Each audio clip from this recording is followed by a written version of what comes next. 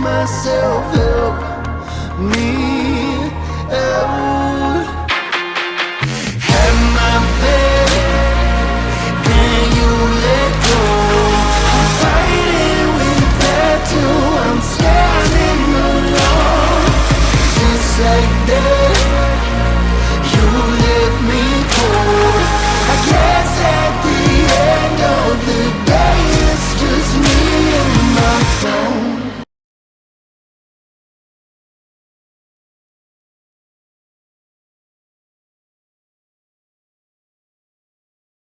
Welcome back to Queen's Mindset. If this is your first time joining us, welcome, welcome, welcome. Of course, you know, we are on season 5 of Battered Bruised, Not Broken. Oh my goodness, I can't believe we're here already. We are having so much fun. And like every other season, there is someone here that is super special. Yet again, we have another powerful woman in the room, and she's going to be sharing her story with you tonight.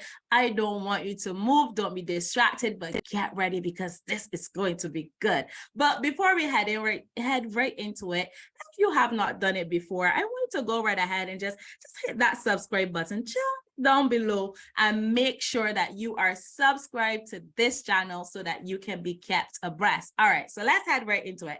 Welcome, Dr. Francis. How are you? I am excited. I am super excited to be here live with you. Thank you for having me on this tremendous broadcast, this platform. I'm honored. You are most welcome. We are super excited to have you here with us. So, Dr. Francis, like we ask all of our women, tell us a little bit about who you are and what you do. First, I would just love to say that I am a Jesus lover. Jesus Christ is the head of my life. I am a servant of Christ. So that is number one. He is head of my life. And after that, he has made me a wife, a mother, right? And outside of that, he has also called me to be a minister of his word, a coach, a podcast host, a 3-time business owner, with having a nonprofit, an LLC, and the owner of a school. So that's just a little bit about me. I love to shop outside of everything that I do, but that's just a little bit about me. Awesome. So I like how all of our ladies, you just say just a little bit about me because you do so much. Like I have to always ask this question: where do you find the time? You are a mom, you are a wife, you're a coach, you're a business owner, you're in ministry. Oh my goodness, where do you find the time? A lot of people ask me that. They're like, how do you do? And first, I always say, God literally has graced me. So I literally, he it's basically, if we want to talk about the spiritual side of it, it's staying in his presence, hearing instruction on what to do and what not to do, because distractions aren't always bad things. Distractions are just things you aren't supposed to be putting your attention to at that time. So I had to realize that even though he's called me to certain things, some things he might be saying, I want you over here for this month. I want you over there for this week. And so it takes seeking the Holy Spirit to see where he want my hands, where he want my attention, right? And so that's the spiritual side. And then on the other side, the natural side, I have a calendar. I have people who uphold me, who undergird me, who help me to maintain some things that I have to do. So even though I have a school, I have instructors who can teach, right, on time. So I'm not obligated to just always be the lead instructor. In my other business, I have admins, right? My nonprofit, I have a board. And so having people to hold my arms up, having others to undergird me really helps me to stay on schedule. I love that. You said something, they're so powerful. And I think many of us are still getting it, even me, and that's delegate. It's important that we are able to delegate and not feel as though if we are not the ones doing it all, that is not going to be done to the best way possible. So that's the key for you guys who are watching here tonight. So Dr. Francis, you have a powerful story. And I know the ladies they're sitting on the edge of their seat like, oh my goodness, I want to hear her story. So I want you to tell us a little bit about your story. Tell us where it began for you. My story began at 18 years old. But we all have a full story, right? From the beginning of being in my mother's womb, the enemy tried to take my life before I was even born. So, knowing then that I was chosen, But it really, I guess when I hit 18, I was always raised in the church. So my dad kind of had me shielded. He had me covered, right? Growing up. And so when 18 hit, it was kind of like, I raised you.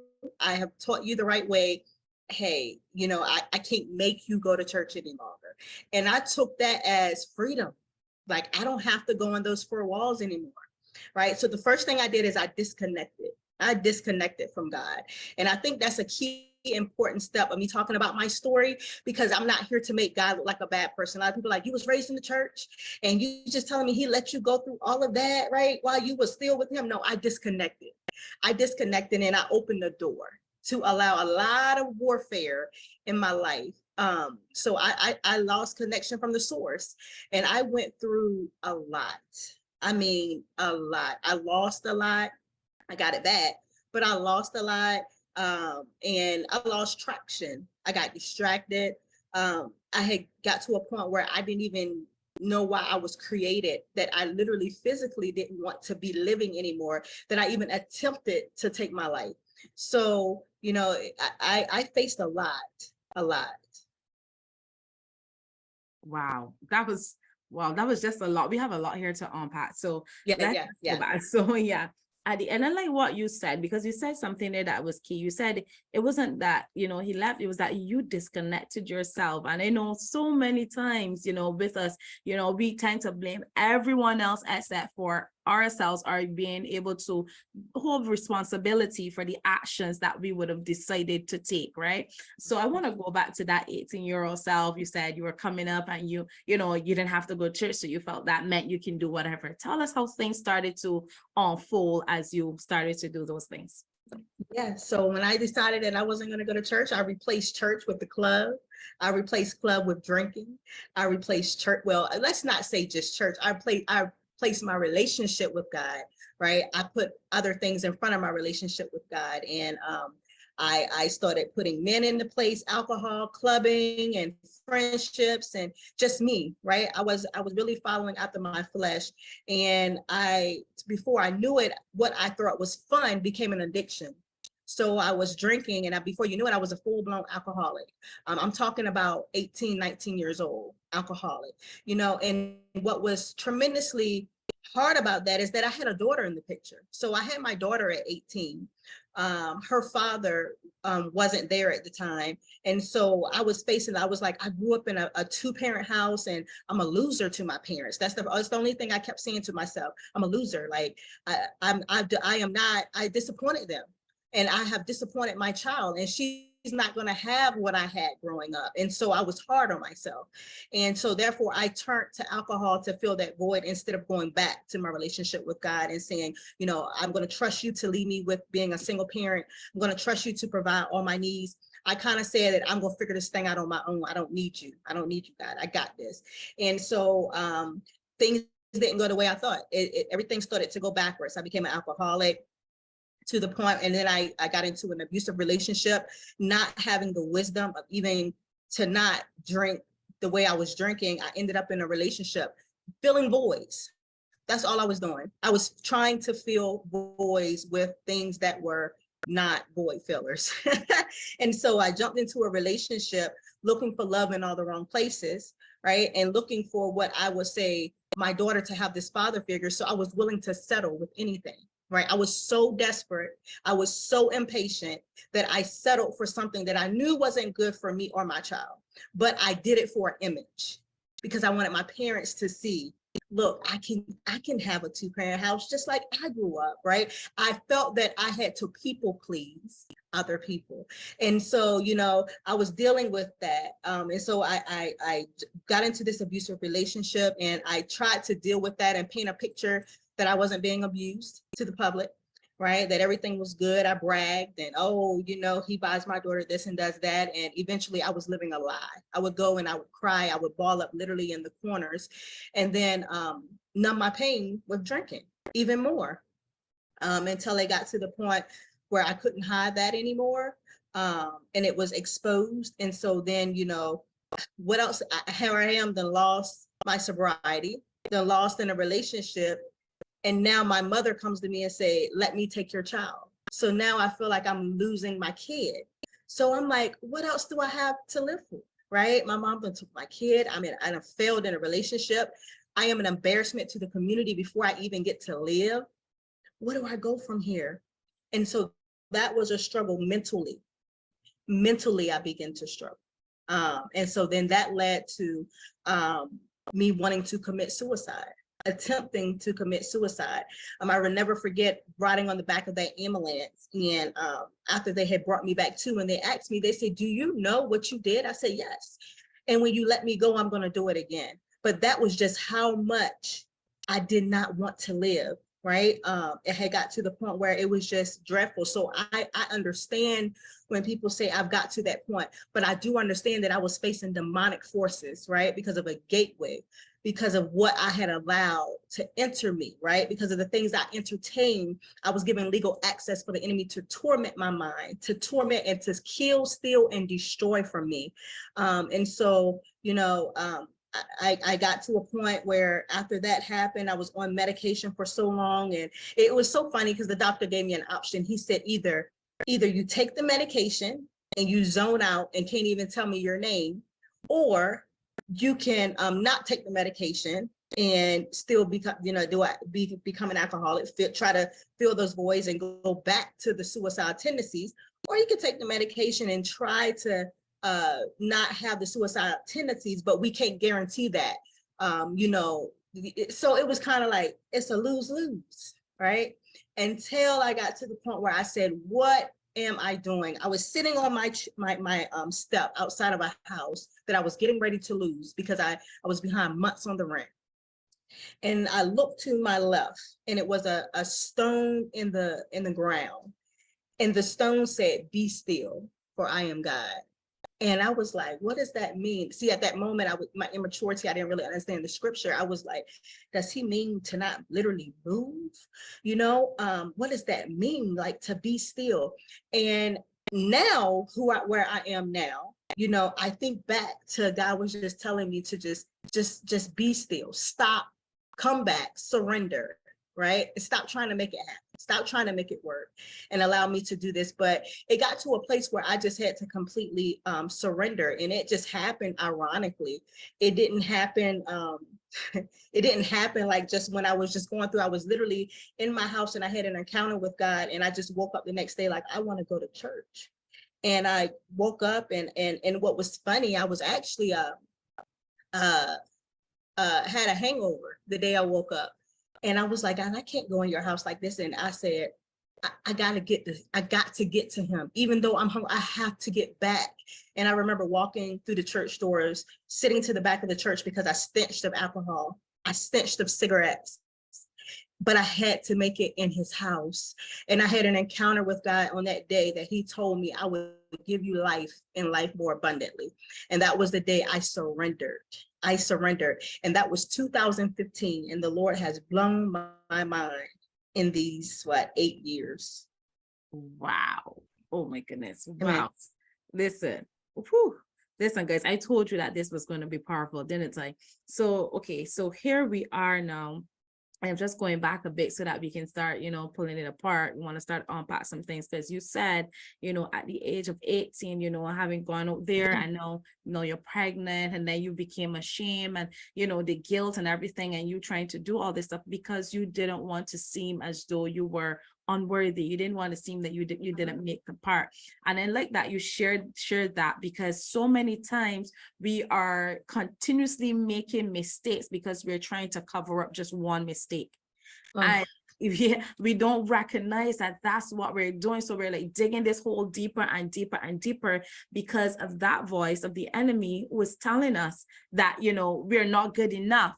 So we're trying so much to become that thing. And I thought that was a major key for someone who might be watching right now. Maybe you can testify to this. You can relate to her story of where she was. And you can see if you are in that space right now, I want to encourage you. You don't have to feel guilty. You don't have to feel ashamed. Yes, you made a mistake, but you're not perfect. None of us are. And that's all right. You know, that's okay. And I know sometimes society, it makes us feel like we all have to be perfect. You know, the image that we see, especially on social social media and so on, it all looks well put together, but that's not reality. So you don't have to have it all together. And even if you made a mistake, God is not going to love you less. He's not gonna love you less at all. So okay, so now you've been through that, you have your daughter, you said you got into this abusive relationship, and then your mom said, let me take your daughter. Tell us about how that unfolded. Was she able to actually take your daughter, or did you decided, no, I'm gonna pull myself together and be there for my daughter? Well, she came and she got she said, I don't want her to have bad nerves, quote unquote. That's exactly what she said. And I was like, that's only fair. If I'm not strong enough to make a decision, see, I was in a soul tie, and it was so hard to break that soul tie from that relationship that I was in, that I said, okay, well, just give me time. Just give me time. I'm going to leave. And my mom had my daughter for some years, but that moment when I had that encounter with God, I think it was probably like 2 weeks later, I went back and I was like, I got my kid back. And it was a book that I wrote internationally. It's called Recover All. I was in a collaboration. It was released over in New Zealand. And I talked about how I recovered all, how I went back and I got my daughter. And was able to be there for her and got back what was stolen from me. But yeah, at that moment, my mom did. She actually helped, gave my daughter a shelter. I was there still physically as that mother, but just not having her in that house with me, having her in that bed with me, that was something, I got to experience with my parents. So, yeah, but she did, take her for a while, just so it would been a safe atmosphere. Mm-hmm. You see, and I like that, because sometimes we need that support system, even though you felt like you didn't have it, but it was only that shame and guilt that had you feeling like you didn't have it. But it was good to know that she was able to come and still step in. And sometimes there are people out there who want to help us, but sometimes we push them away, so again, I really want to encourage that individual right now someone maybe they're trying to help you, but you don't see it as help because you're so broken and you're so in that moment of everything that you're dealing with, and you're seeing it as though that person is trying to pity you, or that person is looking down on you. And all of that is the shame and the guilt, and all that stuff is happening, and that's what's blocking you from getting that help. So if you are there, we want to encourage you tonight, take that help, because that help can really help you. And I love that when she did that, that's what really helped you to get out, because you were like, no, I don't want someone else to raise. I know that's her grandmother, but I don't want her to have to raise her. I want to be the one that she looks up to. Yeah. So you said it was like 2 weeks. You said your daughter stayed with her? Yeah, well, she stayed with her. She was in the house for a while, for some months. I went and then I decided, when I tried to get myself a little together to even leave the relationship. I was at a college. I went off to a 4-year college, but then somewhere I got intertwined again into it. And yeah, so for anyone who's listening, sometimes I've been there when you leave and it's like you think that the soul tie been severed, but it wasn't completely severed, and you go back to what the Lord is trying to call you out of, but I just keep saying, keep leaving, keep taking that step forward to get out of it. Mm-hmm. Why do you think you went back? Oh yeah. Mm-hmm. Still not feeling, still dealing with the insecurities of self. And then also that had become comfortable. That, healing really makes you uncomfortable, because you have to really look at you and deal with you. It's not really just like, oh, I got to get myself together and pull myself and deal with my feelings. No, it's really start dealing with all the things that made you feel bad, like the rejection, no self-esteem, all of that kind of stuff. You have to break down and really be honest with yourself. Like, I don't feel good about myself, or yeah, I'm sure. Like, you have to realize and be honest that you're bleeding, right? And not cover it up. And so I dealt with, oh, I'm just going to pull my emotions together, but I didn't want to deal with the fact that I still had low self-esteem, that I still, felt unworthy. And so that I didn't kill the root, I killed the branches. And so I went back. Right. I went back when it was time for everything to grow. The root was still there. Everything came right back out. And so I went right back until I had to get to the root of the issue. I like that. You want to pluck the root. You don't want to get the branches. So that's a key. That's another gem there again, that you really want to take away. And then also what you said, going back because of the insecurities, but not only that, because it was familiar to you. It's something, it was something you were comfortable with. So tell us about what gave you the strength, or when did you get to that place where you said, you know what, I really have to sever this tie, like once and for all. What got you there? Listen, it literally, people use it as a cliche, but they say when you get sick and tired of being sick and tired, I had literally got to a point, I was like, I am really teaching him how to treat me. And it was just like, as I started to heal, even though I really thought that I wasn't getting anywhere, really, every little bit counts. So if you're working on your self-esteem, but you may still be dealing with some issues or some rejection, don't be hard on yourself. Just keep taking that before God. I'm not there yet, God. Holy Spirit, help me, right? Don't be hard on yourself, because I realized I saw the progress when I could actually look and say, it started with, I can leave you tonight and not call you in the morning. Because see, that used to be hard for me. If I left, I was calling in an hour, right? Or I was answering the phone calls in an hour. But I saw my progress when it was a day that I could go without calling. To me, that was a clap. I did amazing, because I struggled within an hour or 30 minutes. Like, I'm already like, what is he doing after he just tore me to pieces, right? And so God, I saw the progress. And when I saw that little bit of progress, I said, God, help me to keep making me better with this, to being stronger and having a support system, right? Some people telling you what you really don't want to probably hear, not, well, just girl, I support you. So if you want to go back, I had someone tell me, you are worth more. You are a queen. You are a diamond. Look at yourself in the mirror. And it was speaking life to me, and it was making me feel like I don't have to, right? I don't have to. So I had to make sure, when it came to I had my daughter's godmother, who was also a great support, that was speaking life to me at that time. But I had to have people around me who realized that realized their own self-worth, because I didn't want to just be in a pity party of everyone just having low self-esteem, and we just like, yeah, girl, he's doing the same thing to me, or girl, I understand. It's just, they understood that the process might have been hard, but they also spoke life to me, that you can do it. You can get out of this. You can keep moving forward. I know it's hard, but you can keep moving forward. And that mattered. That helped tremendously when I couldn't push myself, when I couldn't pray for myself, having that surrounding, that environment.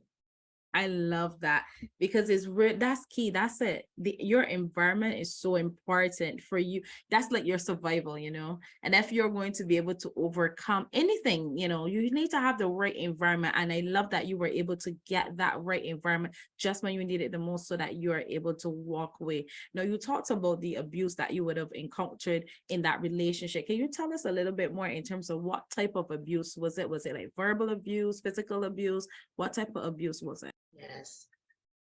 For those who don't believe that verbal abuse is domestic violence, if someone's degrading you and telling you and talking down to you, that is domestic violence. It's dealing with mental abuse, emotional abuse. Do you know emotional abuse literally sabotages relationships? You don't literally have to touch anyone, but your emotions can mess you up with the relationships, because you would constantly bleed on people. So I went through the physical, the emotional abuse, the mental abuse, the gaslighting, the like, is it my fault? I'm apologizing for something I didn't even do.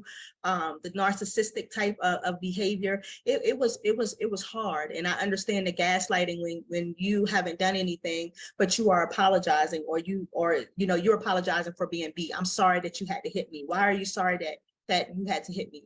There's no reason that you're sorry, but I dealt with that, and it was starting to make me feel crazy that if I didn't apologize, I'm crazy, or I owe him, or I'm obligated to say I'm sorry. And it messed me up really bad, because even after leaving, even like seriously, transparency, even now, it's not like that. Like in certain relationships, I will say quick, if something happens, I'll be like, oh, I'll apologize for things other people do. And they'll say, you don't have to apologize, because that was something I was so used.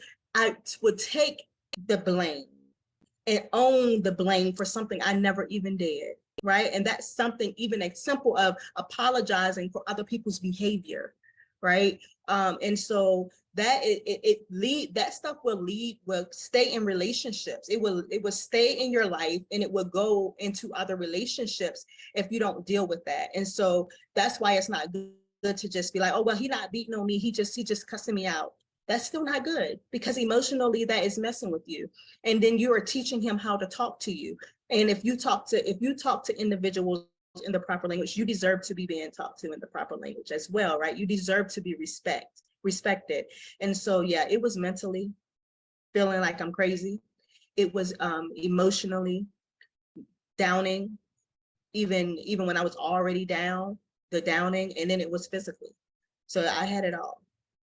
It was all three. Wow. And that's a lot for anyone to have to, for anyone to have to deal with, and I like what you said about the verbal abuse, because many times that's the main abuse that's always happening, but we don't call it that. Like you said, we just say, you just say that stuff sometimes. And I love that you are so transparent as well to talk about, that apologizing, because we have so many women out there who are consistently doing this. So if that's you tonight, I want you to be encouraged tonight that you don't have to continue doing that. There is a way out. There's definitely a way out. We're hearing here tonight very clearly from Dr. Francis that she was able to walk away. And don't feel bad if you're not able to walk away right away, because you may make a step today and you can come back tomorrow. You can make another step, but keep moving so that you get yourself out of that situation, because you don't have to stay there. I want to ask the question, and based on the relationship that you have outside of it, the verbal abuse and everything, was one of your reasons for staying, was it a financial reason? Because I know sometimes, especially with women, finances is like the main thing that keeps them in that relationship. Was that the same for you? Yes, financial was definitely one. Actually, when I told you I was back and I was in college, financially was there, taking care, paying for tuition, books. If I needed money, he would, they didn't have Cash App then, but it was like Western Union, right? He would Western Union some money. I would go pick it up from the place. And, I just felt that I had that stability there, that financial part, especially like with my mom and dad. They was like, it got to a point where it's like, you're married, right? So the expectations was, you can't ask us, like, you can ask us, they would be there. But I would hear like, you're married, you got a husband, that's what he should be doing. That's what, and so I already knew the standards for that. So it was like, I gotta stay here, because this is where I'm getting my financial situation, stability from, and I had to, when I made that choice, that was it. I lost that financial stability. Yes, I did. And it literally, I dropped out of college. I had to drop out of college because I didn't have the financial stability to even pay for my books, to finish with the tuition, to even sustain myself in a sense, So yeah, I dropped out of college, and I kind of went back home. I left from travel and went back home. Wow. So, okay. So now you've been there, you dropped out of college. How long did it take? Like, how many years were you in that relationship before you had left? So I got married in 2005, right? But the abuse really started before I got married. So I want to point that out. I had this imaginary state in my mind that I am so good that he's going to change that when I marry him. And so I was proven wrong. So anyone that's listening, don't marry potential, marry reality. What he's showing you is who he is. It's reality, it's real, right? And a person only changes if they want to change, not because you do something to make them change, right? That's like a spirit of witchcraft, that you are manipulating them. And so they only changed because you did this, right? So what happens if you rewind, if you pull back, if you need a mental space, or are they going to go back to who they are, right? Who wants to live like that, knowing that you have to pull strings on people to no. So marry reality. So I didn't marry reality. I married potential. I married the potential, that my potential vision of what I saw and what I wanted and what I thought could change, right? So I married into thinking that I was going to have this fairy tale story. And I went in and I married him thinking that he was going to change, and it did. it actually got worse, because what happened is it showed him that he had an emotional attachment control. He had an emotional level of control over me, that to the point where he knew that I would attempt to manipulate or change him by doing certain things. And so he knew that he could have that control over me. It really showed a level of control marrying potential, knowing that I'm showing you who I am and you don't see it. So you think you're strong enough to change me? Great. That means that, you know, your mind, you think you have a level of control that you don't, which really is the level of control they have over you. And so that's where I messed up at. And yeah, so it was happening before. Wow. I love that you shared that, because that's a key. That's really a key there. And many times there are signs, there are the red flags that are there, and we just overlook them. And I want to talk to that lady right now who's watching us here tonight, and you are in a relationship, you're getting ready to marry, and you can see all those red flags and you're just looking past them because of one main thing, and that might just be finances or stability. He might be stable enough for you right now, and that's what you need. I want you to really spend some time introspectively and look at what you have in front of you. And the key thing is seek God. You have to seek God's permission. You have to seek God. You want God to give you an input on your relationship. And I know this really well too, because I mean, I'm not telling my story tonight, but I want to share this quick part with you. In my relationships, Dr. Francis, I never used to include God. God was never, even though I'm Christian, you know all the stuff, but I just figured if I like someone and we talk, okay, fine. And only when you get into problems, then you start running to God, asking God, but you never ask his permission, you never ask for his input in the beginning. So that's why you're in problems. So I've learned that you start with him, and that helps you to minimize all of the problems. Don't worry if you have to wait a little longer for the right one to come around, that's fine, but you don't have the stress of going through the wrong ones, but you can just wait for the right one, right? You don't have to do that. Yeah, absolutely. So I like that you said, so it was a few years. And at that point, how old was your daughter? Because you said you got married in 2005. And how old was your daughter then? My daughter was actually some months, because she was born in 2005. So that showed that's like, remember I said early in the interview, I was desperate. So I had her and it was like, I got to hurry up. I got to get this man around her. I got to have this father figure, but while she's growing up, so I got to start so she can see him while she's growing up. And so I did it. I rushed into everything while she was in months. Oh, wow. Months. So that means then that when you were in this abusive relationship, she was at an age now that she could understand what was happening.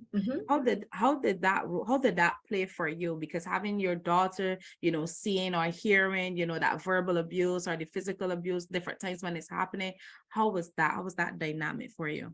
That really bothered me to a sense. So, I can say, how can I say it? It was pride. It was like I had my daughter and I knew that I needed the help, but I didn't want to ask nobody because I got her and I'm going to raise her like I was raised, and I got this. And I was really walking in pride until it got to the point, where the Lord always knows what we need. And even though I was living a life I wasn't supposed to be living, and I had put myself in a relationship and I was making a choice to say that I was going to stay in this, he still intervened and say, well, I'm going to send an escape way out for your kid, because I know you want her safe. I know it, he knows. And but I just was walking in pride, that it was like I can't ask nobody to you get what I'm, because I have to hide this thing. I can't let nobody know what's going on, And so, but thank God, even at that young age, I thank him for that, because she doesn't remember that type of stuff. And so I believe the Lord did that, because if it had got to a point, I didn't want her to see that where she feel like she has to deal with that. And then I was thinking, even for the future, I didn't want her to see that as she got older either, even if she was living in my mom's house, I would still go, if I had never got her back, would she had seen me leaving now to a point where she could understand, and like, my mom is going back to that and she's this, and so that's what she would pick up on and think that was okay. Because we teach, my grandmother used to always say, she used to always say, baby, people don't do what you do what you say, they do what you do. All right. Your actions speak louder than words. And that is so true, you know? And so I always took that with me, you know, she's going to do what I do. She hear what I said, but she's going to do what I do. That's right. That's Yeah. absolutely right. So looking back on everything that you have gone through, is there anything that you would have done differently? Woo. So we know the Bible says that all things work together for the good, right? So I thank God that everything that I did, he honored his word that it would work for his good.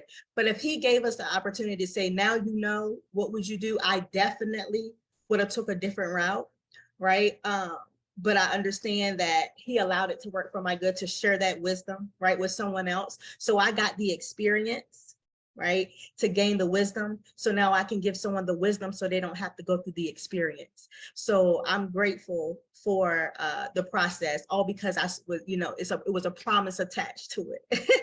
And so, but if he gave me a chance to go back and say, you know, what would you, you know, do it differently, you know, that would have been some things that I would have had changed just to, you know, not have to go through certain things, you know, or whatever. But I know that he believed that he said everything worked for our good. So everything I'm, you know, that overcame is really part of his plan. It was part of his plan.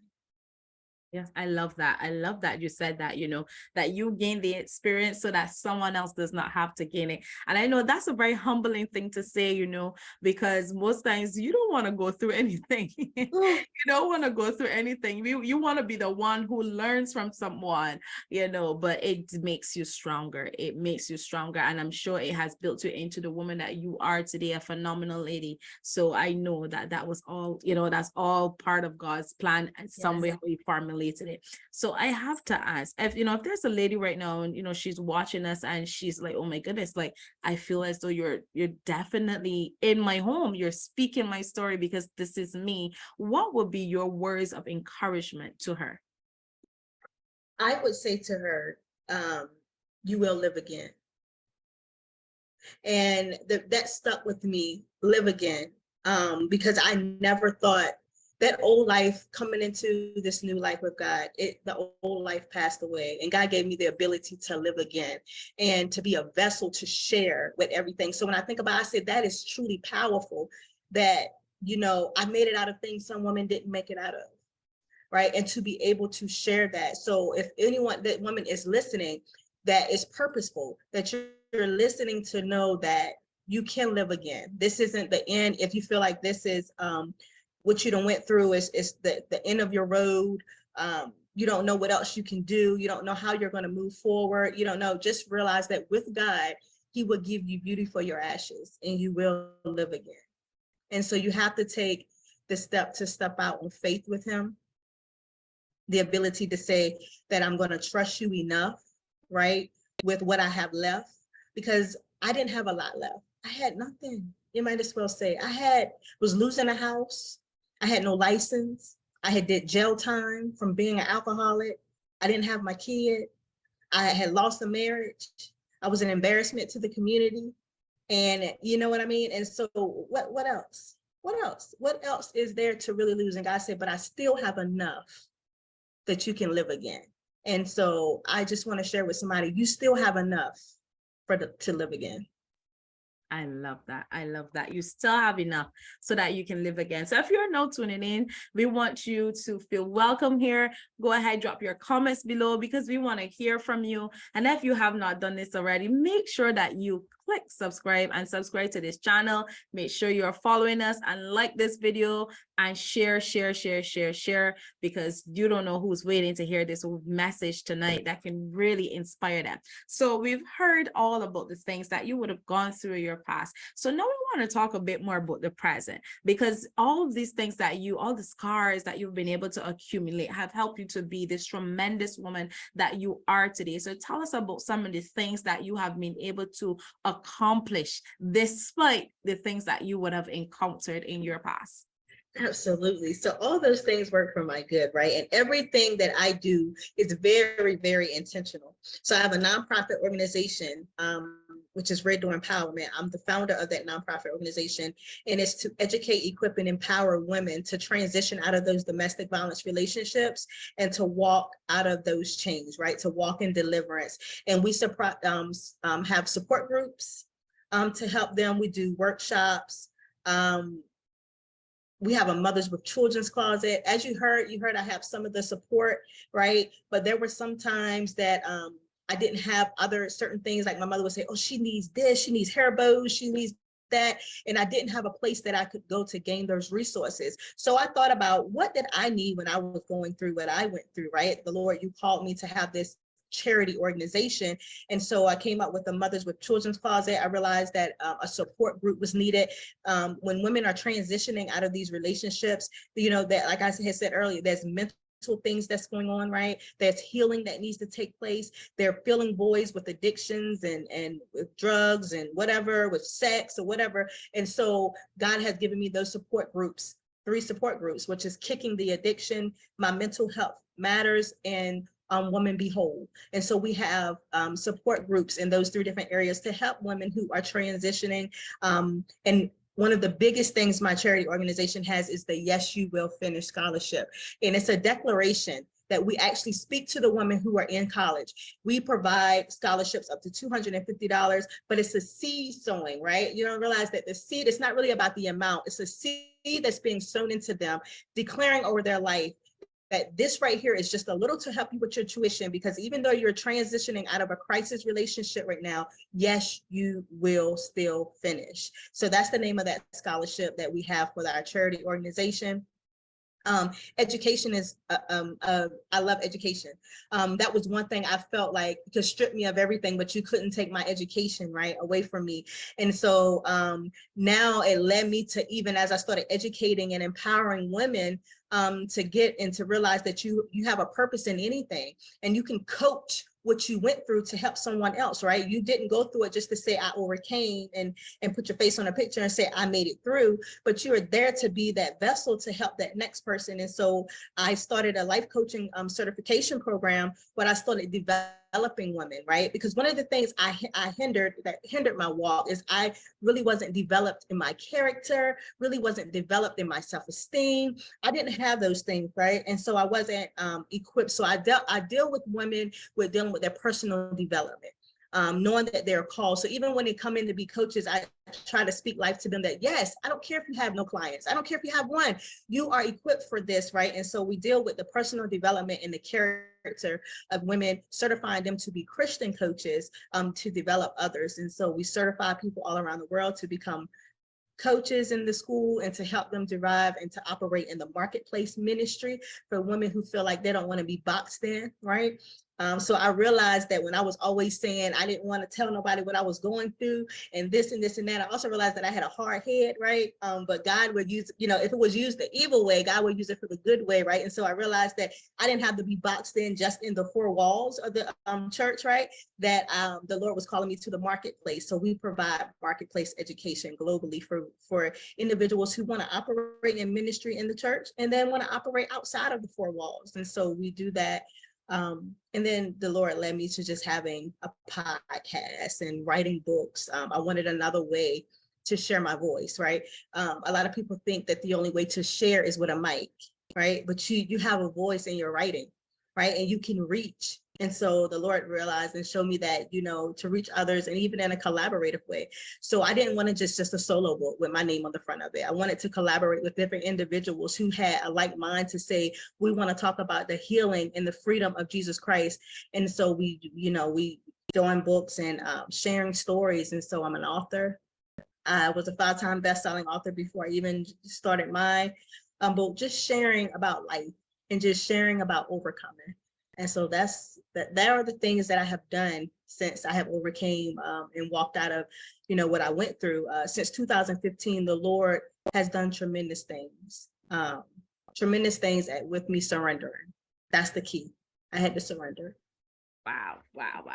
And it's almost 10 years now. And look at the work of God. You see, I love that you were able to share that, because someone who is watching right now, who might be in that space and they're thinking to themselves, they don't see a way out But look at you. You're an encouragement to that woman that's watching right now, that no matter where you are, no matter what your situation may be, you are built for this and you can come out. You can arise from where you are. This is the same woman, that was in an abusive relationship, the same woman who had the insecurities, you had that guilt, that shame, dealing with rejection, dealing with all these things. You have your nonprofit, you're doing amazing work out there. I am sure there are millions of people who are super excited to just even interact with the things that you're being able to offer. These mothers who have somewhere to go to now that didn't have before. And it's so amazing, because had you not gotten pregnant early, had you not walked the road that you did, you would not have been this impactful. All right. So it's just so amazing to see how God can take one thing and he can turn it around and make a dozen things out of it. So this is encouragement to you ladies who are watching, that you can be great. You can do great things. And there is something on the inside of you. You just need to tap into it and you just need to be you. So we're coming pretty close to an end, but before we wrap up here, I want you to tell us some information in terms of where we can actually find your nonprofit. Then maybe someone who's watching, maybe they want to be a part of it, maybe they want to contribute, just tell them where they can find your organization, and tell them where they can source your books as well, and where they can also follow you on social media. Absolutely. So 2 websites. One is www.reddoorempower.org. That is the nonprofit charity organization website. You can go on there to the donate tab, and that's exactly how you can donate. You can click on the about, show you the mission. You can see the pictures, the things that we've done in outreach into the community. We just presented in California on a national platform, the charity organization. So the organization has greatly impacted even throughout the United States. We are listed as a global business, even in Stockholm, Sweden. So that is amazing as well. But you can check out reddooремpower.org or Red Door Empowerment on Facebook. And to connect with me is francesandbailey.com. So www.francesandbailey.com or Frances Bailey Enterprises on social media, or Frances and Bailey on Facebook. You'll find me. Awesome. So guys, don't hesitate. I want you to go right ahead. Make sure you are following her, because she may just drop some gems. She may drop something you want to be a part of. If there are any events, anything coming up, you want to be there. So make sure that you go right ahead and you click those links and make sure that you are following Dr. Frances. Oh my God, this has been an amazing session here tonight. I am so grateful and happy that I have been able, to meet you and to share with you, have you here to share with our community here tonight. It's been an absolute pleasure, just having you. I am encouraged. If there's anyone that's been encouraged tonight, it's me. I'm encouraged. You've been encouraged with your story. You've really motivated me to continue to press on forward. And I'm sure you've motivated the community too as well. So thank you. Amen. Thank you for having me. Thank you are most welcome. So just before we head out, I like to have those persons have the last word. So if there's any message on your heart, anything, your lasting words that you would love to share with those who are watching here tonight, I want you to go ahead and share with that. The only thing that I would always say as the Purpose Zeal coach, to realize that the first step in keeping a purpose zeal is to realize that whatever you are facing, it isn't greater than God's purpose. And that's my last advice. Amen. That's right. Sharp, powerful, and sweet. I love that. So once again, Dr. Frances, thank you so much for joining us. Those of you who are tuning in tonight, thank you so much for being here. Remember, if you have not done it already, go ahead, subscribe to this channel. Click the link just right below. Send this to a friend. Share, and comment. And of course, we want you to like this video as well. So we'll see you on our next episode as we continue the season 5 of Battered Bruised, Not Broken. Thank you guys for joining us. Goodbye.